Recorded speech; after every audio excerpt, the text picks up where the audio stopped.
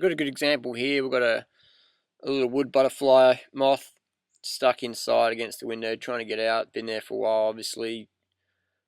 Very fatigued by the lack of movement, judging by that. Just sitting on my hand, I'm walking it outside. It's not even fluttering its wings at all.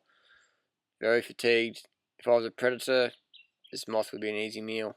So we're going to put it outside. I'm going to put it in a bit of sunshine, and we'll get some water and sugar for a little critter.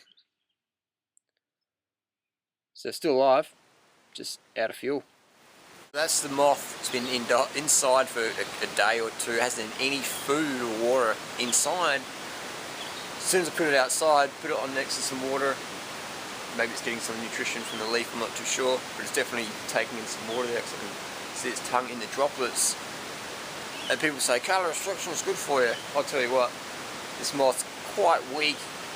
And the first thing it's doing when it's outside is trying to get some food, get some fuel back in the tank. Look at it. So now it's moving around a bit more. See that long tongue? Just scoping stuff out.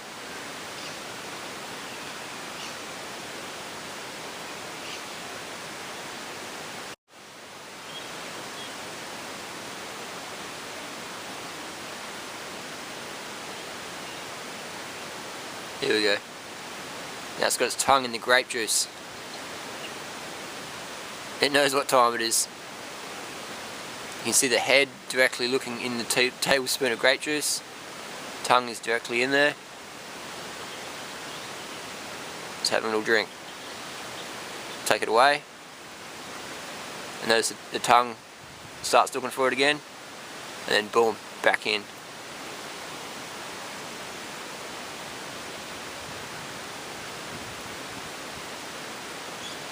You can see the antenna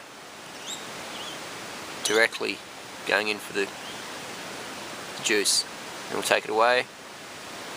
The antenna start looking for it again, and the tongue goes back in.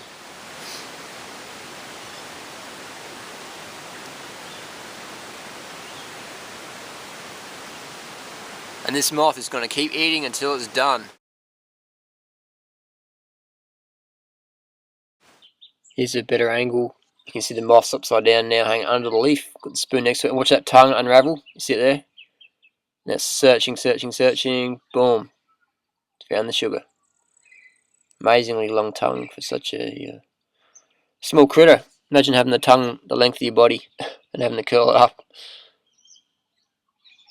So a lot of dumb people would have said, it's just a moth, man. Kill it. Kill the fucking thing, man. It's in your house. Kill it. Spray it. Step on it. Crush it.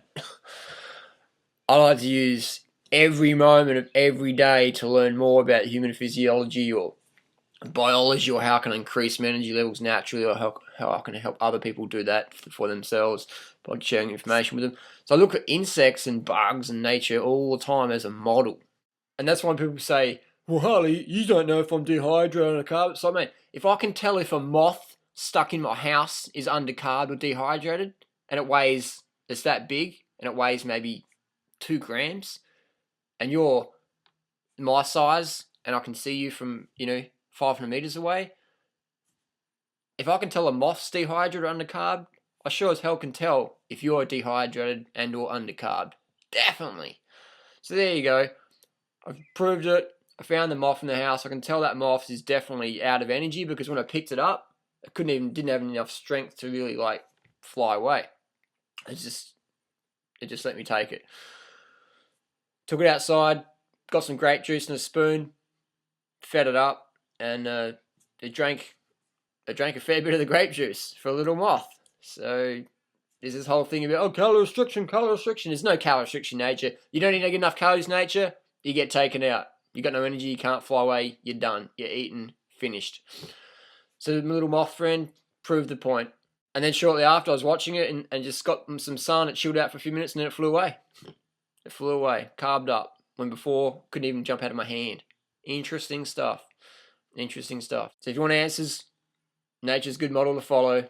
Here we go, there's a mosquito on my hand. Everyone's always trying to eat in nature. There's no calorie restriction ever. It's like, get enough fuel to get the job done. Otherwise, you're gonna be food for someone else. or you're not going to be able to find the mate or to continue on. If people want some answers, on, how much they need to eat, look at animals in nature, man. They're always eating. They're always eating. And if they're not eating, they're hibernating, but they've eaten enough so they can hibernate for winter. Have a look. Look to nature. Don't look to the anorexic, orthorexic, freaking breathiarian wannabe bong smoking drug takers, crackhour peddlers, whatever. Look to nature for your example and eat as much as you want. So bottom line, don't eat less, just eat right. Eat the foods you're biologically designed for. Fruit, sweet, sugary fruit, man. That should be your staple. Get off the animal products, get off the oil. The rest takes care of itself. Eat as much as you want. Only if you want to live a high energy, exciting, interesting, adventurous lifestyle. Otherwise, just undereat, calorie restrict, be a freak out, be a burden upon yourself. And remember, those that eat the least carbs freak out the most. Thanks for watching. Let's look at a little spider friend here.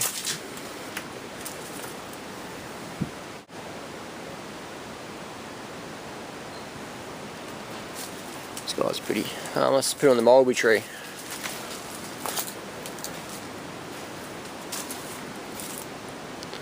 A lot of flies around here. There we go.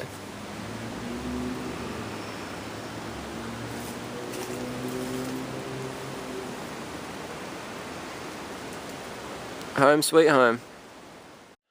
So here we have put some organic bananas out in the backyard. And we've got a male satin bowerbird come on down. Within a few minutes, these guys are always watching. And these birds on average weigh about 300 to 320 grams. That's about 10 ounces, 11 ounces. And they're easy eating a 3-ounce banana or 100-gram banana. It took them about 20 minutes. They'd eat a bit, fly off, then come back.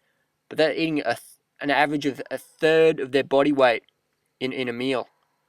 And this is incredible. So that's like me eating 20 kilos of bananas in one hit, which I physically could not do. So it's another classic example of animals' nature. Never calorie restrict.